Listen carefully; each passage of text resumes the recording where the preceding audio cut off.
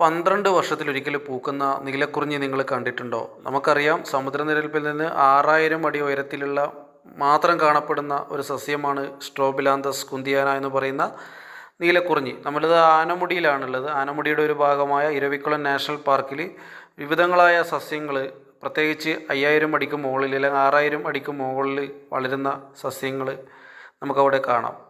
ഇതൊക്കെ വേറെ ഒരുപാട് ഇതുപോലുള്ള ഔഷധ സസ്യങ്ങൾ ഇവിടെ നെയിം ബോർഡൊക്കെ എഴുതിയിട്ടുണ്ട്.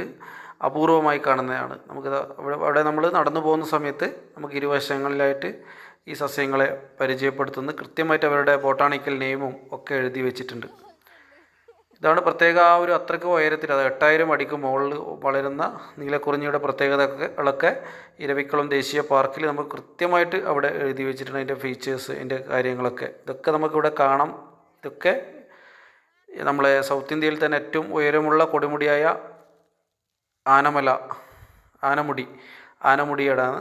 അപ്പോൾ ഇരവിക്കുളത്ത് ഏപ്രിൽ 1 തുറന്നിട്ടുണ്ട്. പ്രജനനം കഴിഞ്ഞ കുഞ്ഞു വരയാടുകൾ നമുക്ക് നീലഗിരി താറിനെ, തമിഴ്നാടിൻ്റെ ദേശീയ മൃഗമായ നീലഗിരി താറിനെ നമുക്കവിടെ വളരെ അടുത്ത് ഏറ്റവും കൂടുതൽ കാണാൻ പറ്റുന്ന ഒരു സ്ഥലം കൂടിയാണ് ഇരവിക്കുളം ദേശീയോദ്യാനം.